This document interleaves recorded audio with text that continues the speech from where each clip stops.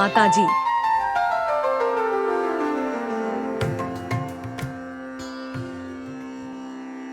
Welcome back, dear friends. Until now, we have walked with seekers who experience truth through vibrations, awakening, and inner transformation. In this episode, we step back and look at the larger picture. Why has humanity always searched? And why does this search return again and again to the same question? Who am I? The author begins this final journey by reminding us that seeking itself is the oldest human impulse. Quoting Satguru Baba Nanak, he writes, "Seeking is the path, the Almighty God confers light when there is the earnestness of seeking as a beggar at his door. Humility, not intellect, is the doorway to illumination." This last section speaks especially to the modern, intellectual seeker, the one who wants to understand where Sahaja Yoga fits within humanity's long spiritual history. The narrative then turns its gaze to the modern world.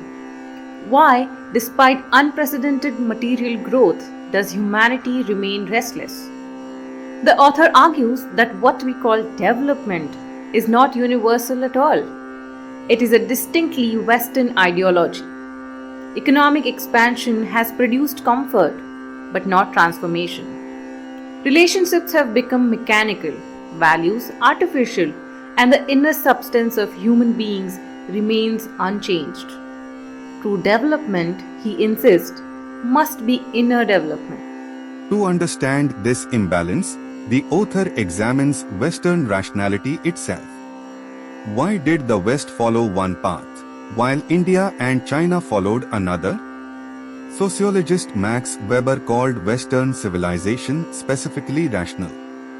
But the author challenges this assumption. Eastern civilizations, he argues, were not irrational, they were precise in the mystical domain.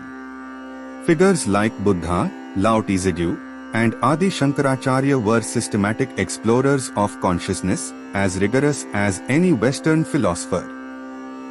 At the heart of this difference lies philosophy. How a civilization understands the nature and destiny of human beings. In the West, philosophy shaped the idea of progress.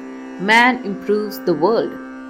In India, philosophy asked a deeper question. Can man be transformed? Indian thought did not speculate endlessly about God. It sought union with the Absolute. Yoga, the author explains, is not exercise or belief, but the harmonizing of the individual soul with the infinite. Mysticism, then, is not fantasy, it is knowledge gained when thought dissolves. When the intellect reaches its limit, another mode of knowing awakens. As Karl Jaspers wrote of the Buddha, it is only the fundamental state of vision in which we see the whole that transforms and saves. This is echoed in the Upanishads, in Christian mysticism, and in the simple realization, I am that. The author reminds us that India's spiritual depth did not vanish. It was wounded by history. Invasions and upheavals forced saints into silence, but the essence endured.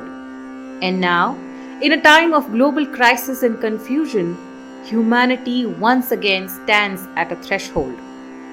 Science itself is beginning to sense unexplored dimensions of consciousness, what Indian sages long knew as Kundalini. The ancient quest has returned, not as belief, but as possibility. The episode ends with a quiet realization. East and West were never meant to compete.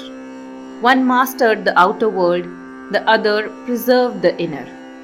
And now, in this moment of history, the two are meeting, as the oldest quest of humanity finds its fulfillment in direct experience. In our next episode, we will turn from history to destiny.